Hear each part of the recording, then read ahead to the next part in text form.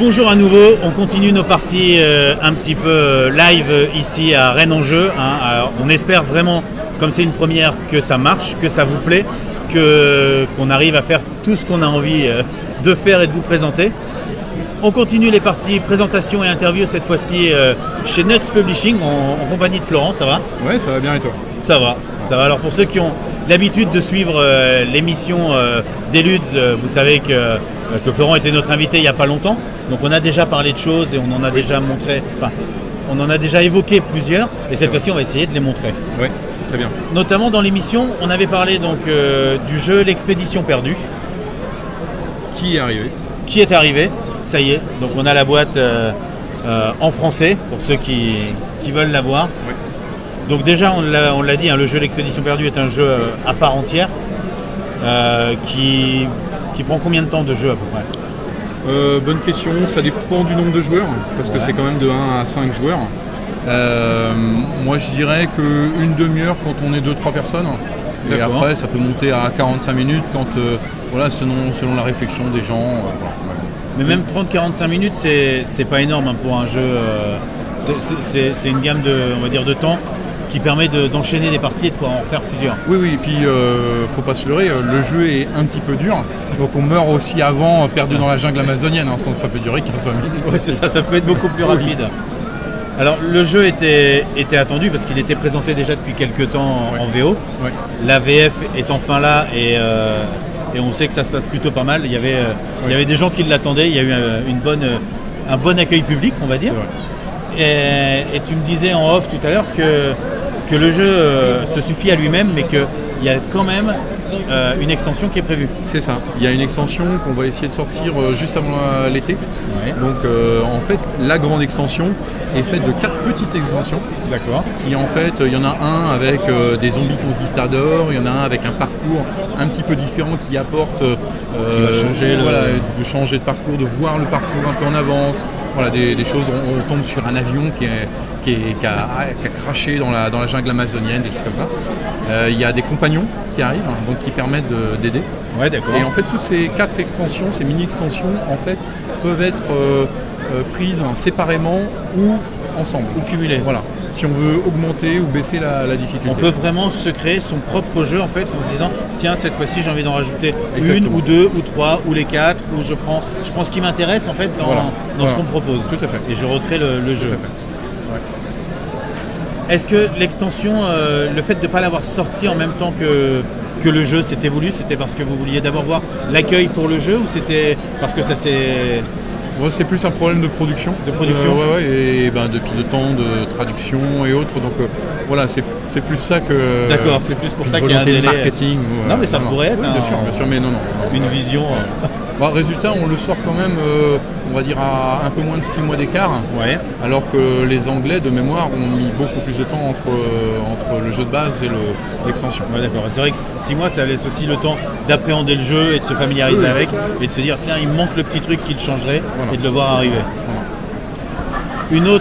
Un autre jeu qui est aussi un standalone et qui peut faire office d'extension.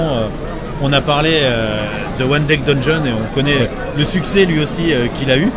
Et là, il y a la Forêt des Ombres, donc la deuxième boîte qui va arriver aussi et qui est, si je ne me trompe pas, c'est ça, un one-shot, un standalone. On peut y jouer sans avoir joué au précédent. Tout à fait. Et on peut aussi le mixer avec le jeu de base.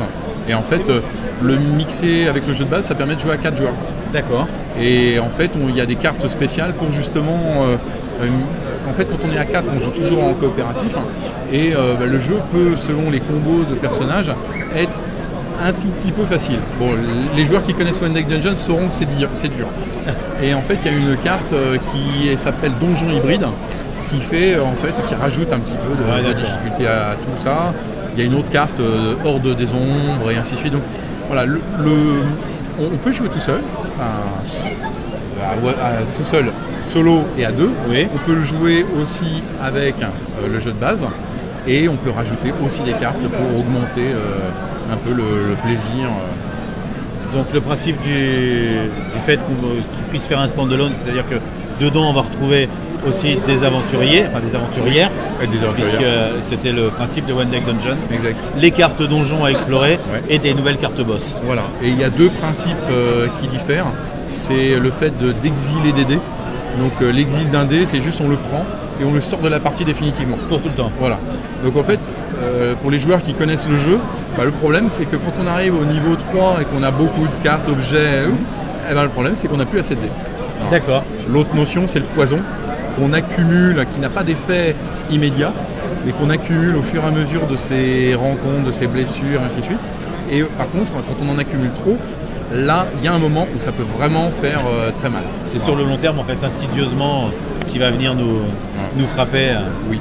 Et donc One Deck Dungeon, il est prévu pour quand celui-là? la Alors Forêt des on va Ombres l'avoir pour Cannes et il devrait sortir en boutique juste après, on va dire 15 jours après maximum. D'accord, donc ouais, donc février, début mars, quoi. Ouais, enfin on va dire que toutes les boutiques l'auront début mars. Ok. Hop, on va continuer dans les jeux parce que vous allez faire une localisation aussi Oui. du jeu Subterra, Ouais. qui est... on vous connaît en fait, Nuts, dans une gamme un petit peu des jeux historiques. Oui. Et là, on n'est plus dans le jeu historique, on est un peu dans le jeu horrifique. C'est un mélange de... Ça mélange pas plusieurs mal de jeux. choses, ouais. Nous quand même, là, une des choses principales de notre gamme, c'est d'avoir des jeux, alors mis à part Red Seven, c'est d'avoir des jeux très immersifs. Oui.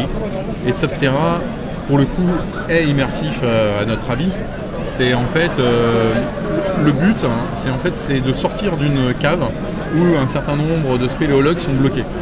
Sauf que dans l'histoire, il y a aussi des monstres qui arrivent et qui nous forcent à aller vite avant de se faire croquer. C'est pas juste, tiens, j'essaye de trouver la sortie, Voilà. j'essaye de trouver la sortie parce qu'on me course un petit peu derrière. Donc c'est vrai que ça nous plaît bien. C'est un peu à la pandémie, c'est-à-dire que chaque personnage a sa spécificité. Et donc on doit coopérer bien pour explorer les différentes galeries. Ouais. Et deux, quand la galerie de sortie est trouvée, tous réussir, par exemple le démolisseur, à percer des trous entre les galeries pour aller plus vite pour Pour repartir. permettre de passer de l'une à l'autre. Voilà.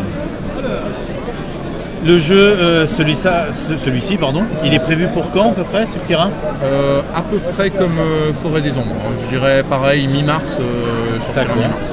Ouais, donc tout ça c'est très très proche. Hein. Oui, enfin ces deux-là, oui. Oui, c'est de là. Ouais.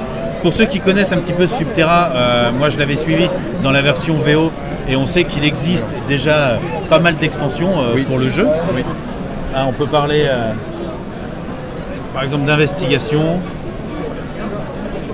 On a extraction, on va parler juste après. Ouais. Et annihilation. Oui.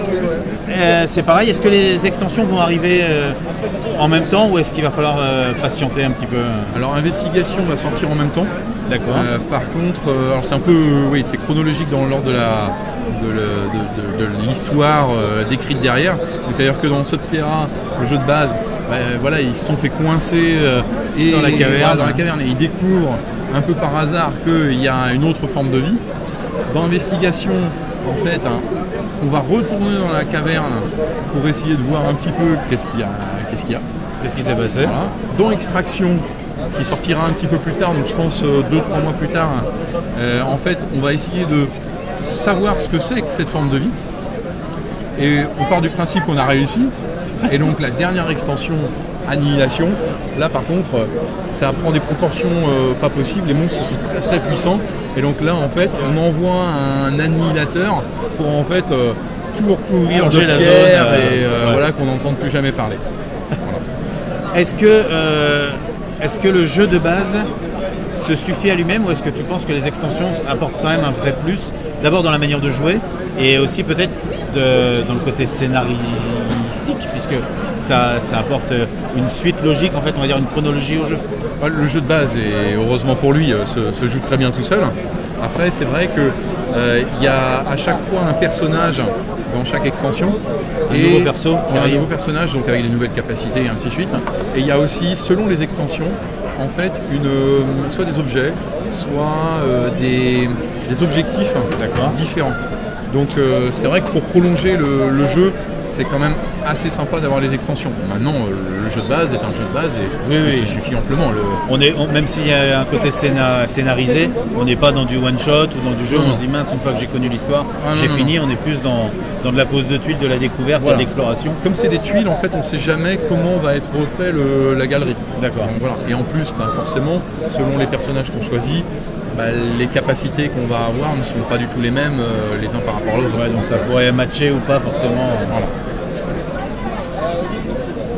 Ensuite on continue parce que en fait vous avez quand même pas mal d'actu, donc c'est plutôt bien. Dans les 6 premiers prochains mois. Ouais. Et on a notamment celui-ci, l'ombre de Killforce, qui m'a attiré aussi parce que il faut dire que son côté esthétique est magnifique. Enfin, les cartes sont vraiment splendides, on va en montrer quelques-unes après. Et c'est un jeu par contre, où il y a quasiment que des cartes. Il n'y a que des cartes, il y a quelques marqueurs par-ci par-là, mais c'est vraiment pas le cœur du jeu. C'est vrai que les marqueurs sont plus là pour se rappeler de choses, mais principalement non, c'est des cartes, c'est un jeu de cartes. C'est un jeu de cartes. Ce qui est marqué sur la boîte et ce qui est à préciser, c'est que c'est un jeu de cartes non collectionnable. Donc une fois qu'on achète notre boîte, toutes les boîtes sont identiques et une fois qu'on l'achète, on a tout notre jeu pour jouer. Exactement. Ouais. Alors il y a plus de 300 cartes avec 300 illustrations différentes. Donc je crois qu'il n'y a aucun double. Donc c'est vrai que voilà, toutes les... donc au niveau du travail d'illustrateur, il y a quand même un vrai taf. Le principe de jeu en jeu de cartes comme ça, c'est de nous faire vivre une aventure. Oui, en fait, on prend un personnage qu'on va améliorer avec des objets, des sorts, des alliés, et ainsi de suite. Et on va se balader dans un monde qui est un peu en fin de vie. Il y a une ombre qui passe et qui conquiert tout le plateau de jeu. Qui avance. Qui avance au fur et à mesure. Et en fait, nous, en tant que héros, mais peut-être pas, qu'est-ce qu'on va faire? Héros malgré nous.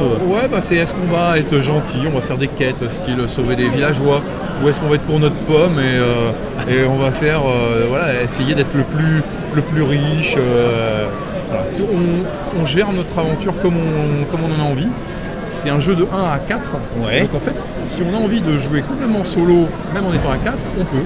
Si on a envie de le jouer en équipe, c'est possible aussi. D'accord. On fait ce qu'on a envie.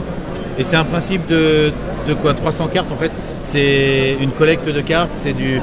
Dès qu'on a des cartes, on pense à un deck building.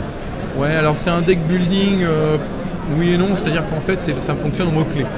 C'est-à-dire qu'à chaque fois qu'on va avoir une quête, une saga, enfin un objectif à atteindre, en fait on va le réussir principalement, pas que, mais avec des mots-clés. Et en fait en fonction de ces mots-clés-là, on va aller plus ou moins vite. Et donc il va falloir se balader dans les landes, la montagne, la plaine, jusqu'à temps pour réussir à choper les bonnes cartes avec les bons mots-clés.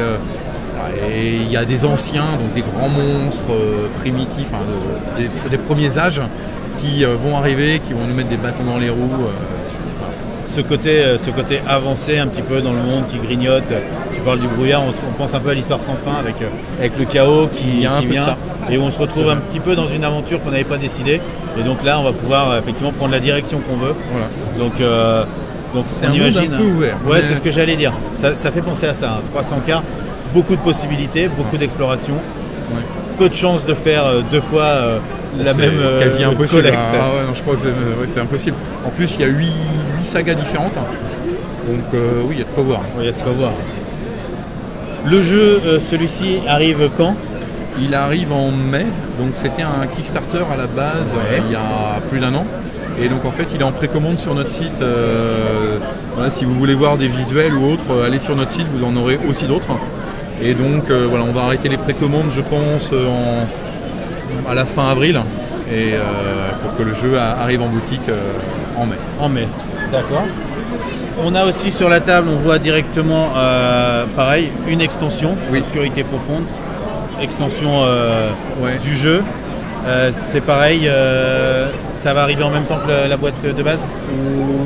Oui, alors on n'en est pas sûr parce que c'est en mai quand même dans l'histoire. Donc il y a encore le temps de voir des choses. On sache quand même bien caler ça. En fait, il y a 3 extensions. Là, vous avez devant vous Obscurité profonde. Il y a aussi Rencontre qui rajoute 85 cartes en plus, donc 2 sagas. et une toute petite extension de 8 cartes qui est principalement fait pour les anglo-saxons parce qu'en gros c'est les illustrations originales pour principalement des femmes un peu dénudées qui ont été changées dans la version du jeu de base et qui arrivent dans une toute petite extension de 8 cartes. D'accord. Voilà. Alors pour les anglo-saxons, en France ça marche aussi, le Ça côté peut, dénudé. oui. Ça peut. Alors pour ceux qui connaissent ou qui ont déjà joué à un jeu qui est déjà sorti chez vous, qui s'appelle 1066 dans la fureur et le sang, on sait que c'est la même illustratrice en fait qui a travaillé sur les deux jeux. Exactement, ouais, tout à fait. Donc c'est vrai que c'est absolument magnifique son travail. C'est vrai qu'il y a des choses... Non, mais c'est clair, je me permets d'en remettre quelques-unes parce que c'est vrai que le travail... Si je peux mettre 2 cartes de 1066 à côté, c'est vrai que voilà, c'est les 2 chefs principaux, Harold et Guillaume. Bon, voilà, on reconnaît la patte, notamment sur Harold. Voilà, ça a clairement un aspect très très joli. C'est pour le coup, l'immersion est encore plus forte. Oui, c'est ça. Et voilà, en plus d'être joli, on s'imagine que ça a dû lui prendre des heures et des heures. Donc pour notre plus grand plaisir d'avoir un maximum de cartes, toutes plus belles les unes que les autres. Ouais. Une dernière chose, un dernier point, après je te laisse tranquille.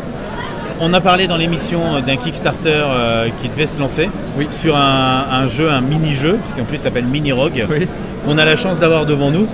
Donc si on peut juste en parler rapidement. Je sais pas si on va l'approcher peut-être encore un peu. Hop. Mini Rogue, en fait, c'est parti d'une idée de 2 Québécois qui ont fait un print and play il y a longtemps sur un concours 9 cartes. Ouais. Et en fait, il a tellement bien marché, je crois que pour un petit jeu de 9 cartes, il y a plus de 200-300 notes sur BGG. Ah oui, d'accord. Ce qui arrive jamais pour un jeu de 9 cartes. Et donc en fait, ils se sont dit, on va essayer de le faire éditer. Et au début, ils voulaient l'éditer eux-mêmes. Et puis au fur et à mesure, on s'est bien entendu, on leur a dit, si vous voulez, on peut vous aider à le faire. Et donc on est passé de 9 à un peu plus de cartes. Là, normalement, il devrait y avoir 15-16 cartes. Et selon comment le Kickstarter va marcher, on va peut-être arriver jusqu'à une vingtaine de cartes. D'accord. Et c'est un dungeon crawler, où en fait, qui se veut riche, mais rapide. C'est-à-dire que normalement, une partie dure un quart d'heure. Ok. En fait, on pose donc ça, si les gens réussissent à voir, en fait, vous avez des cartes de pièces, différentes pièces. On va mélanger le petit paquet et on va mettre les cartes au départ face cachée, comme ça. Alors, elles sont toutes cachées. Et on va retourner la première, on va la résoudre, on va lancer des dés, ainsi de suite. Et par contre, pour la deuxième pièce qu'on va explorer, on va forcément se déplacer vers ce côté-là ou en dessous, mais on va choisir et on va les connaître. D'accord. Elles seront face visibles dès le début. Donc on va choisir son parcours au fur et à mesure comme ça, jusqu'à arriver ici, où en fait on aura le gros monstre. Voilà. Et donc on va le combattre, on va remélanger le paquet de cartes et ainsi de suite, comme ça, jusqu'à arriver en fait jusqu'au dernier niveau, le niveau 10, où là on va avoir le dernier gros monstre un petit peu plus balèze. Alors je tiens à préciser que là c'est les illustrations finales pour les pièces, mais en fait là par exemple vous voyez que les deux illustrations sont les mêmes. Ce ne sera pas le cas dans la version finale. D'accord. Voilà. C'est pareil, le tapis de jeu en néoprène, il est final dans sa conception. Par contre, il y a des éléments qui vont changer pour le rendre un peu, parce que là, cette zone-là est assez vide. Voilà, on va le peaufiner encore. D'accord. Et donc le Kickstarter devrait arriver plutôt après l'été, je pense. D'accord, plutôt après l'été, ce qui va laisser le temps de bien peaufiner donc tous les jeux dont on a parlé. Oui. Que ce soit Subterra, l'expédition perdue, l'extension, One Deck Dungeon, la forêt des ombres ou l'ombre de Killforce. Voilà. Ça permettra à tout cela de bien arriver, aux gens de se dire ça y est, je suis enfin tranquille, ma collection de notes est complète, et de se dire ah non ça y est, Mini Rogue arrive. En tout cas c'est très très bien de voir qu'il y a toujours de la nouveauté, il y a toujours des choses, il y a toujours des projets en fait, que vous diversifiez un peu parce que au tout départ on avait, je te dis, on vous connaissait par les jeux historiques, Oui. et quand on est peu féru de jeux historiques ou d'escarmouches ou de wargames, on aurait pu passer à côté, et on est bien content de ne pas avoir fait l'impasse parce que ça nous permet encore de belles découvertes. On n'a pas parlé notamment non plus de Catacombes, les Catacombes exact. Conquest, qui vont encore changer le monde du jeu avec de la pichenette, et ça fait que vous touchez un petit peu à tout et que du coup vous arrivez vraiment dans le monde des éditeurs qui commencent à être connus. Parce que si je le dis pas, je vais avoir plein de questions. Vas-y.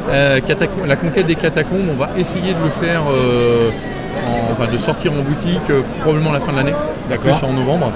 Et c'est vrai que nous, on aime bien toucher à plein de choses différentes. Donc c'est vrai que on aime avoir un côté immersif très fort. Après, on peut faire des exceptions pour Red 7 par exemple, ou pour ceux qui ont suivi nos actualités Facebook, on va sortir Prime Island. Bon, voilà, il y a quelques exceptions, mais majoritairement on aime les jeux immersifs et aussi des pichenettes. Les pichenettes, c'est sympa, les pichenettes. Complètement. Puis ça reste dans le système un peu combatif malgré tout. Oui, tout à fait. Donc C'est on vrai. retrouve ce côté vrai. conquête C'est vrai. et avancé.